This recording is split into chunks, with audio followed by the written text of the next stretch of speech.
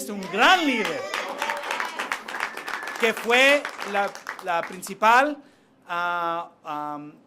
en este esfuerzo, ¿verdad? Y es un gran placer batallar y luchar contigo, Jesse. It's very exciting to... You did that in Spanish too? Yeah. That was really good, man. That's the first time I saw that. That's what's up. All right. That's pretty good. I haven't seen that before. I'm serious. Today is an extremely good day. As the chair of the Workforce Development Committee, it's been my true passion to bring justice to working class people. And today is just the start. Today, we passed one fair wage. Tomorrow, we pass paid leave. We're going to go back for rideshare. We're going to keep on raising the wage for workers in the city of Chicago. But, Nataki, it was a couple years ago, right? Yes. Where myself, I think it was Congressman Garcia, and then State Representative, now Senator Selena Villanueva, we were serving tables over in Little Village, highlighting the plight of the sub-minimum wage. And I'm so proud to be with you. Thank you. The fact is, our effort today is about raising the wage, primarily for black and brown women who serve in the restaurant industry. I'm so proud that in the next couple of years, we will end that sub-minimum wage. We will start that this coming year. I'm very proud to be the chair of the Workforce Development Committee. We also have our vice chair here, Helu Gutierrez. Thank you for your leadership. Our great hermana, Rosana Rodriguez Sanchez, is with us here today as well. And I'm going to pass the mic over to my good friend, my new colleague, Mayor. He's another #1 draft pick. Give it up for Alderman Hall. Give it up. Just real briefly, today is a day in which this is what unity looks like. This is when we put the dignity of Chicagoans in the forefront. And whether you start on 79th Street or West Street, we start together. And this is what we all dreamt of. This is what my grandfather dreamt of. This is what our auntie and our ancestors dreamt of, that there is no big I in little t, but it's a we.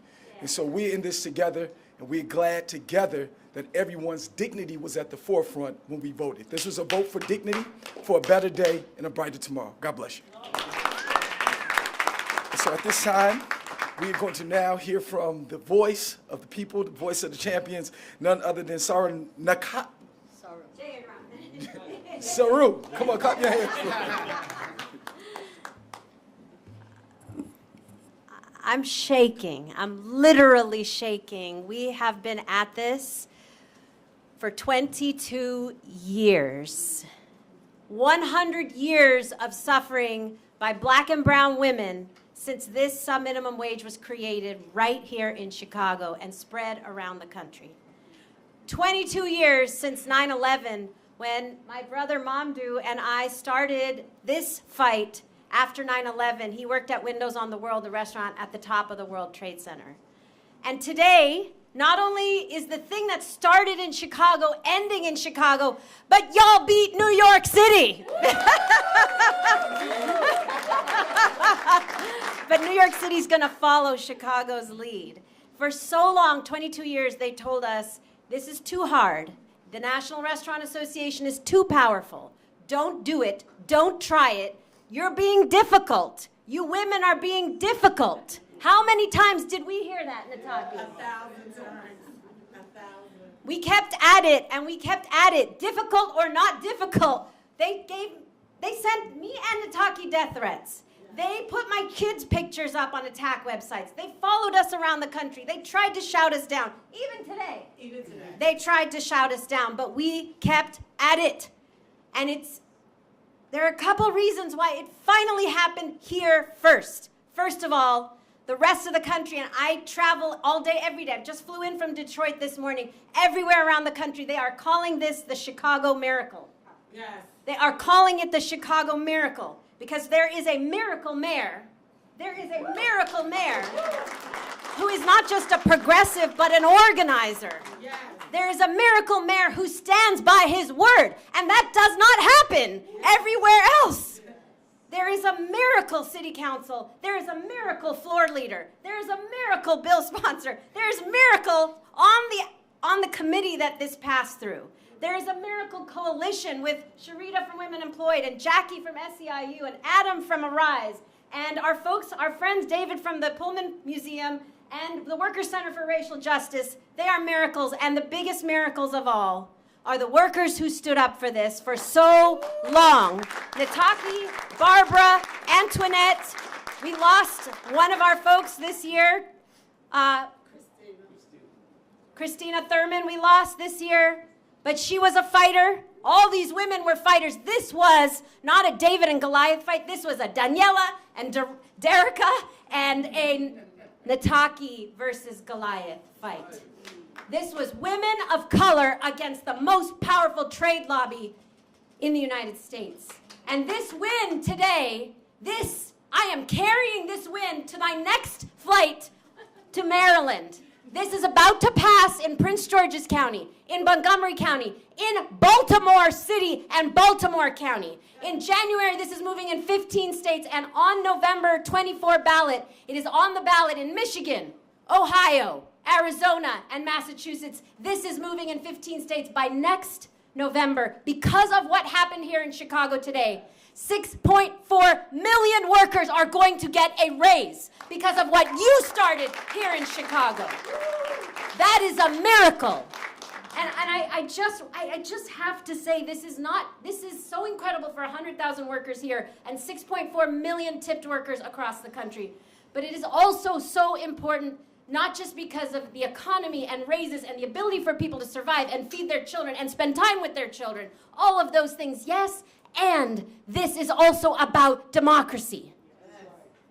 Because we have been asking this question for so long of our leadership and our people. Who gets to decide whether we end a legacy of slavery? Is it a corporate trade lobby? Who gets to decide how women of color are paid and treated? Is it a corporate trade lobby? Who gets to decide how we are paid and treated in the workplace? Is it a corporate lobby? Today, Chicago said, no, it is we, the people. We decide. I'm so sorry. I have to introduce the woman of the hour who fought for this for 15 years with us, but she was a restaurant worker member and then an organizer. She was on our board of directors. She was my boss, and then she became national lead organizer. Nataki Rhodes is the reason we are here today. Let's welcome her.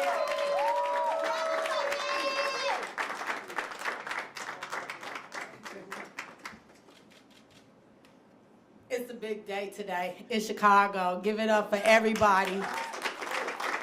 My name is Nataki Rhodes, and I was born and raised here in Chicago. I lived here 51 years, raised my son. I'm a former tip worker. I worked all over Chicago, and this is a horrific, historical day for me. I want to thank God. I want to thank all of my ancestors, Ida B. Webbs. I want to thank the Emmett Till family. I want to thank the Harriet Tubmans. I want to thank the Pullman Porters families for getting on TV, telling their stories on documentaries, just learning about the industry that I was working in, and that I understood that the lobbying and the forces that were standing against me, and I never understood that when I was working. But as I understood it and as I became a member and met Saru and met Mamdou and understood the realification of this history, I knew that I had to be in this fight, and I never wavered. I went through 2 administrations, knocking on all kind of aldermen's doors. They wasn't listening to me.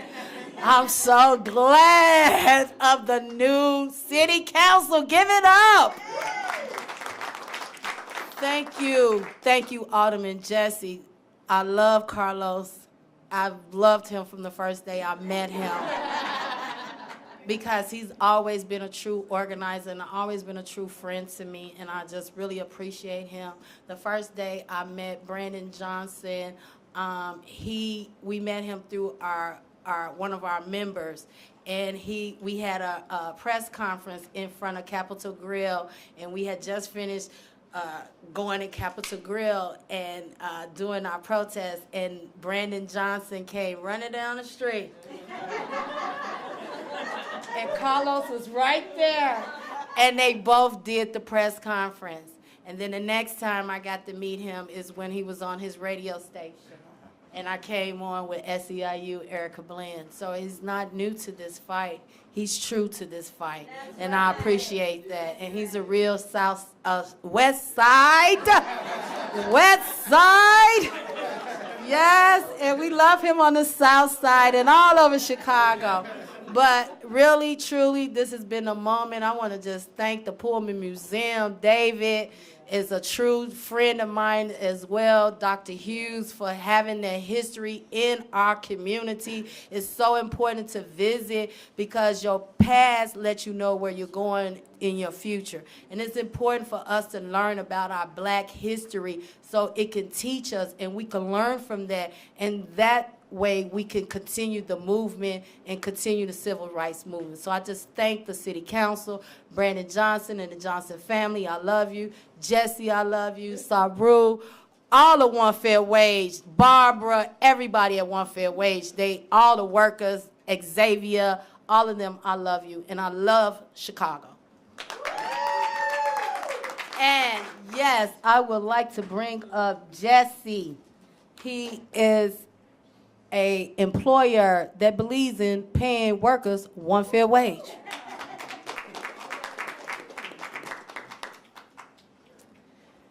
Good afternoon, everyone. My name is Jesse Iniguez, and I am the co-founder of Back of the Yards Coffee in the south side of Chicago. And I am so excited to be here today to celebrate this historic vote enacting one fair wage in the city of Chicago. Running a business is hard. It takes creativity, innovation, but at neighborhood businesses like ours, we serve more than just food and drinks. Local coffee shops and restaurants are a place to relax after a hard day's work. People get to know our staff and trust us to provide a safe space to meet with people, or a place for comfort when times are hard. This is why we do what we do, because we care about people. And the people we care about the most are the workers who make our businesses possible in the first place. We want to be able to support family-sustaining jobs, where workers are treated with dignity, professionalism, and for too long, those of us who pay a direct wage consistent with this goal have been at a competitive disadvantage to restaurant companies that leverage the two-tiered sub-minimum wage. They do this to keep their costs low and prices artificially cheap. We've been paying at least $15 an hour since we opened up, before the minimum wage was at $15.80. But with this vote, the playing field will be leveled, and we all win. Workers, high road restaurants, the diners of this beautiful city. When we invest in working families, we support our communities and our local businesses. Thank you to everyone here for helping make this historic day a reality. Thank you. And now I'd like to introduce Sharita. Good afternoon, everyone. Hi, my name is Sharita Ellens, and I am the president and CEO of Women Employed. I am also a very proud, born and raised Chicagoan, representing the south side of Chicago in the mighty 8th Ward. So today's victory is a testament to the power of organizing.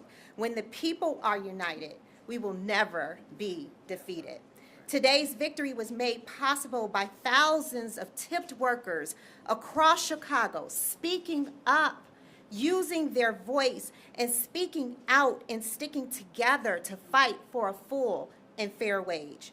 Shout out to worker leaders like Nataki Rhodes, who has been in this fight, as she said, for 15 years. Yes. Thank you, Nataki. That's a service, and people don't understand that that is a service, that is a sacrifice. So thank you for that. Today's victory is a result of our democracy. When our elected officials, Today's victory is a result of our democracy. When our elected leaders authentically represent the residents of Chicago, and they come together to improve the lives of some of the lowest paid, most marginalized workers in our city. Thank you Mayor Johnson. Thank you to the alderpersons Fuentes, Ramirez Rosa, Rodriguez, Yancey, and Hall for your sponsorship, for your championship, and for your bravery to bring this forward. Today's victory confirms the importance of the organizations across the city who work together in coalition. Nothing is done without coalition. Thank you to One Fair Wage, Our Revolution, the Worker Center for Racial Justice, Fight for 15, Shriver Center on Poverty Law, Arise, SEIU, and the many other groups who have worked together for years and years and years to see this day. This is a major step toward gender and racial justice in Chicago, chipping away at the persistent pay equity gap. And today's victory is a victory for economic justice. It's a victory for dignity. It's a victory for the soul of Chicago, especially for Black and Latinx women. Thank you.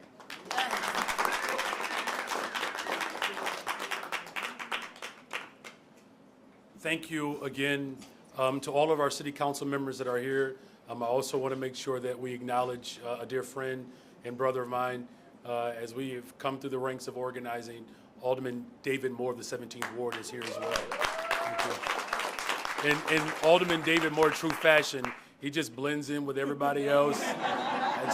His humility is what I've always admired. Thank you, Alderman. So with that, we'll take some questions.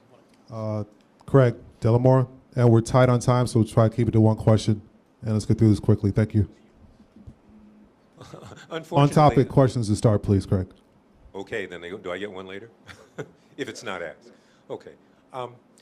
How do you see the city playing a role in a statewide, the push for a statewide similarity here? Yeah, it's a great question, Craig. As you just heard that there are states.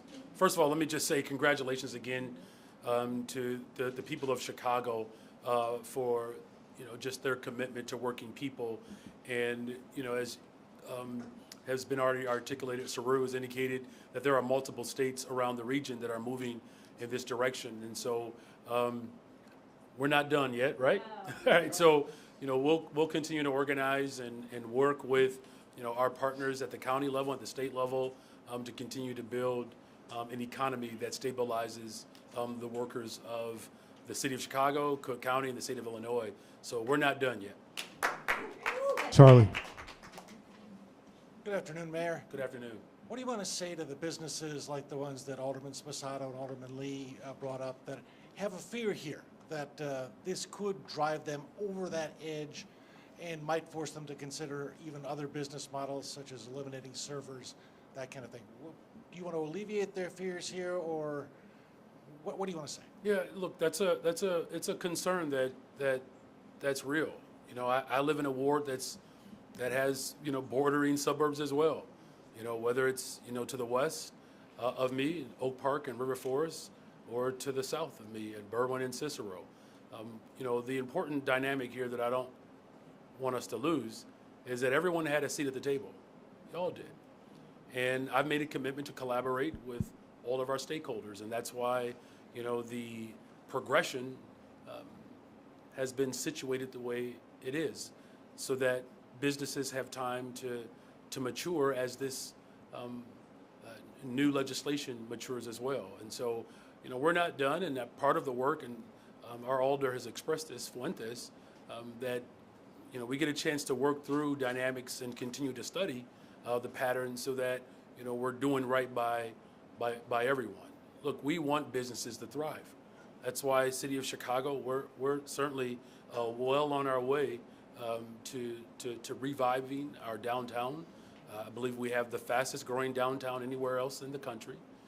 We've just seen major investments take place with Invenergy, another expansion there, $1 billion investment from Google, a $233 million close in Fulton Market. I mean, I can go on and continue to brag about Chicago, but we're already bragging because we just passed One Fair Wage. Thanks. AD. Craig Wall. Why are y'all here? I'm joking. Sarah Schulte, Alice, Gaynor, Justin. Hey, Mayor. So I believe the final tally was 11 aldermen. They sent a letter, or I guess a complaint, to Attorney General yesterday, kind of alleging that the action taken on Wednesday to defer and publish this item broke the Open Meetings Act. They're asking that an opinion be shared or ruled that this was invalidates the action on Wednesday and also invalidates today's vote. You know, why are you confident that that action was legal and above board and that this vote will hold? Well, because we work within confines of the rules that the city council established. Everything that we did fit within the framework that's permitted within the rules of governance. And I'm confident because the people of Chicago have already spoken. They believe that workers deserve a raise. Bringing people together to get that done is the hallmark of my administration. And we're going to continue to work within the confines and the guidelines that have been established by the rules. Everything that we did was within the framework that the rules have been established that the body voted on. Mitchell. Tessa.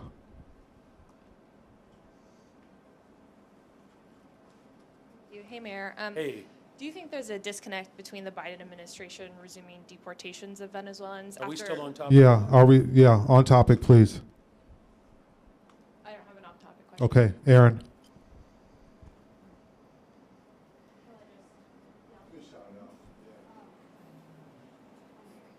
Well, actually, bring the mic up. There has been a lot of shouting today, so. Thank you. You are introducing your first budget next week and still don't have permanent commissioners for CDPH, housing, DPD. Will we see any appointments before budget hearings start or during budget hearings? And how do you ensure that those budgets are what they need to be without a permanent commissioner? Yeah, people are still working. Thank you for that question. People are still working in those various departments. Government hasn't stopped. You know, as far as appointments moving forward, that process is still what it is. As we continue to assess and evaluate individuals who want to serve the city of Chicago, who represent the hallmark of this administration, which is to be collaborative, competent, and compassionate, you know, we're going to identify people who speak to those values. But in the meantime, make no mistake about it, government is still operational. There's an alderman caught off guard by the NASCAR announcement this week, and that their expectation is there would be a full cost-benefit analysis and discussion before next year's deal was cemented. So what about the numbers from this year made it worth it for you to read up? Well, thank you for that question. There have been multiple conversations from my administration with various alders whose wards are impacted. You know, I'm very intentional about making sure that we are reaching out to people and having those conversations. You know, as far as, you know, what makes this event a worthwhile venture to go into another year is what I expressed a couple of days ago, that we got a better deal for the people of Chicago, where we have reduced the amount of time on the front end and the back end of this event for setup and takedown, as well as additional resources that will ultimately give us the ability to pay for some of the cost that occurs as a result of this, you know, event. I mean, look, we've seen the fact that it was, you know, one of the most well televised event, and that's in spite of the rain and, you know, many of the economic benefits that we experienced, you know, even with very extreme weather. It was still net positive. So we're going to continue to have those conversations, as I've committed to doing, to make sure that all of our events are speaking to who we are as a city, highlighting the best part of who we are, which is representative of all of our neighborhoods, and the downtown is included. Craig Wall, we have about 5 minutes. I get 5 minutes? Thank you. No. Two-part question for you, Mayor, if you could. From the DHS visit yesterday, I know your administration was part of this briefing. What did you learn from this, and how will that shape your trip down to the southern border? And if you can also just clarify, who's going to pay for that trip? So, you know, it's important that City Council engages with the leadership of the Biden administration. It's something that I, again, have demonstrated as an executive that I'm not holding the ball, right? And so what was emphasized was the importance of having better coordination. Now, of course, as I've expressed repeatedly, this particular dynamic has created an incredible amount of strain on the city, and we cannot do it alone. And I've said that repeatedly.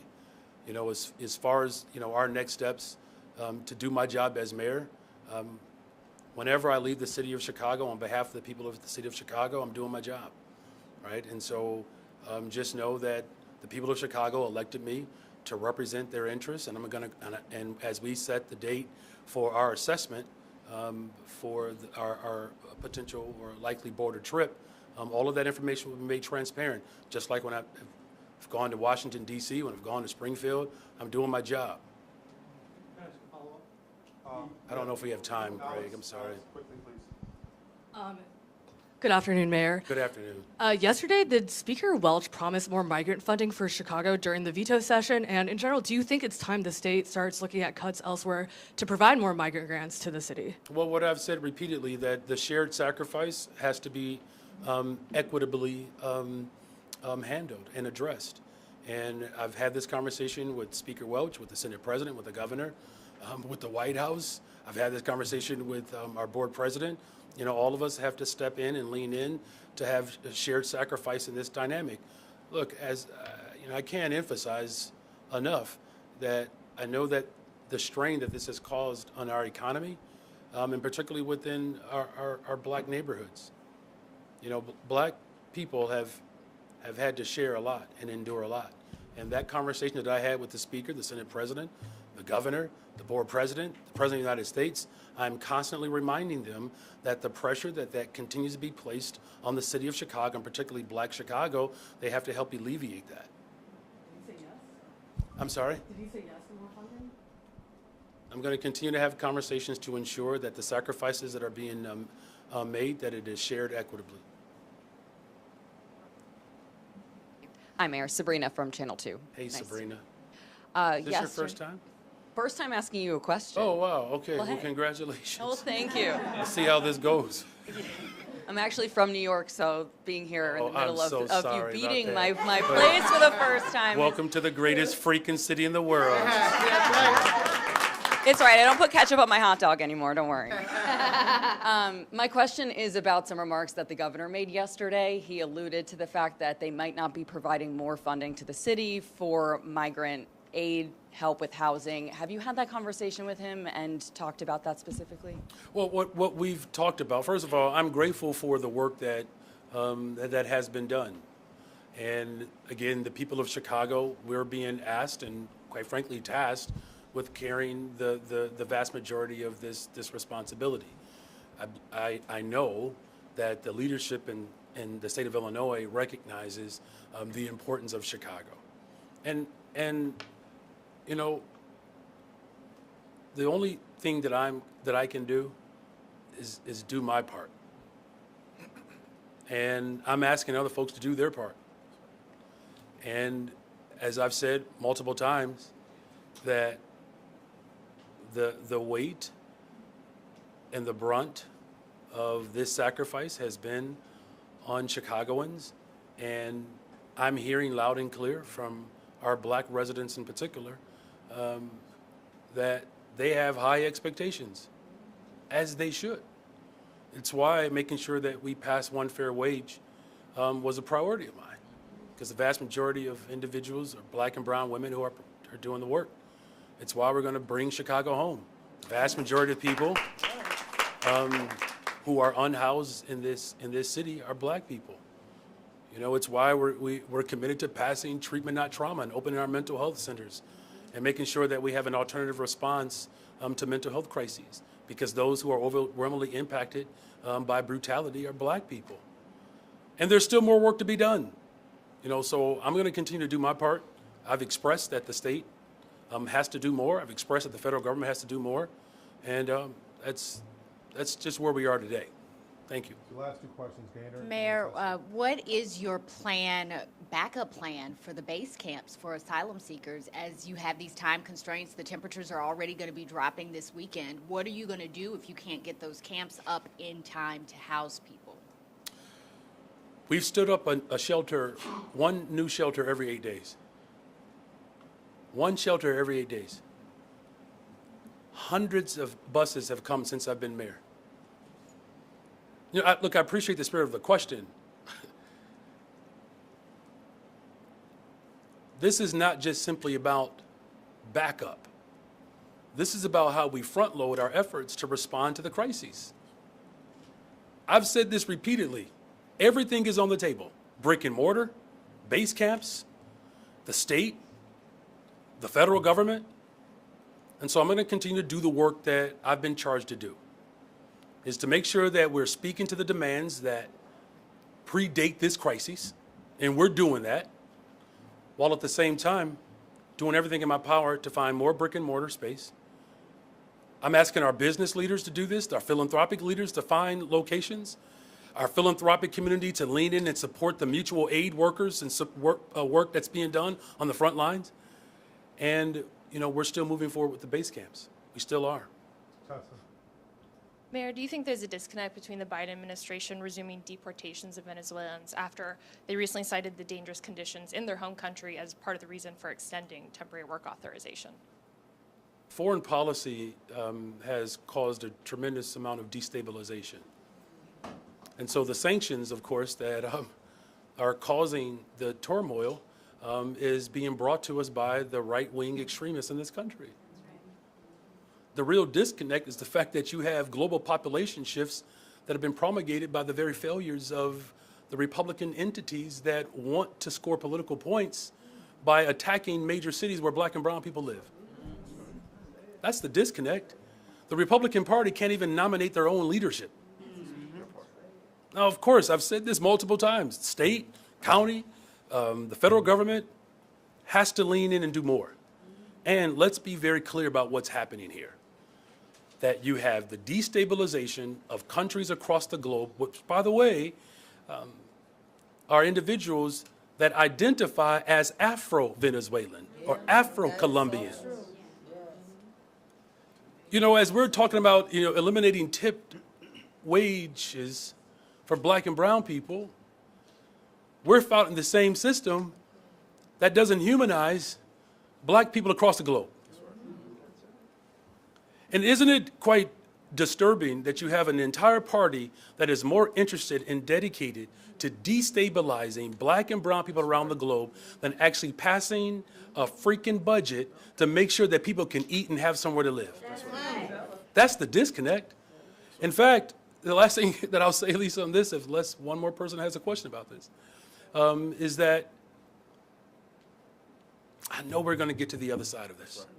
And I know that the city of Chicago has been incredibly patient with my administration.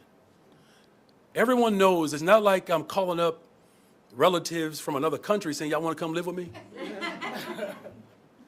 Our people know that, and they're frustrated. They're frustrated because, if I could be so bold, when the people of Chicago voted for me and voted for this progressive council, their hopes and aspirations could be realized. And now we have this crisis that has slowed that down. That's what people are frustrated about. If people weren't complaining, you could come to the conclusion that they didn't expect much from us.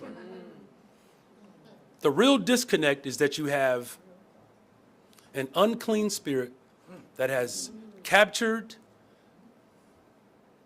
the right-wing extremists in this country. And I call on them to dig deeper and lean on their faith. As Jesus said, who our neighbors really are.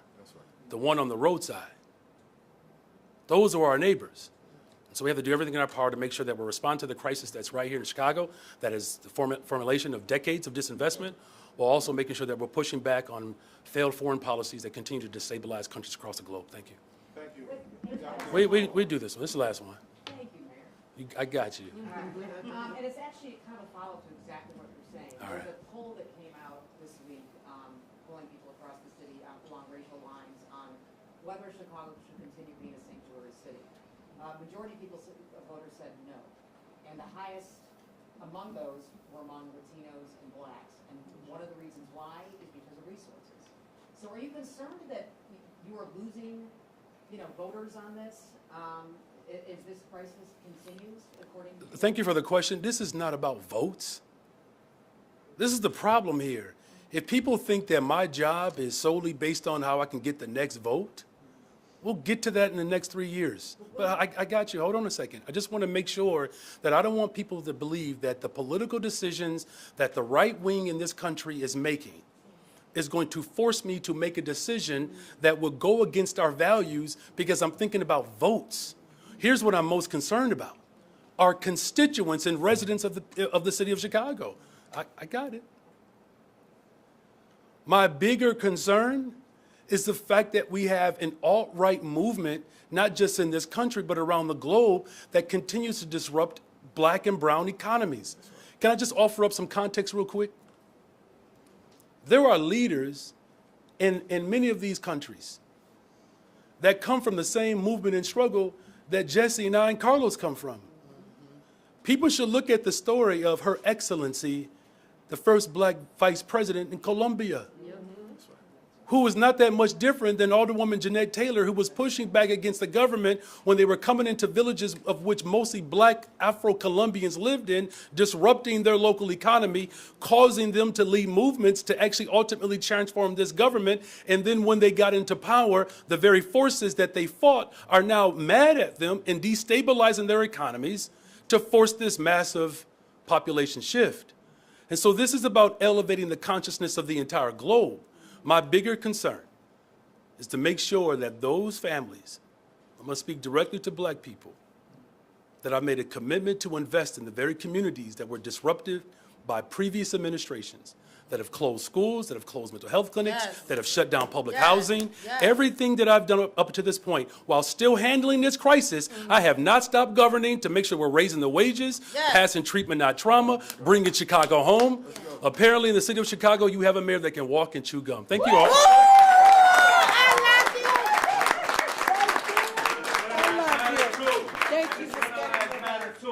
Venezuelan lives matter too.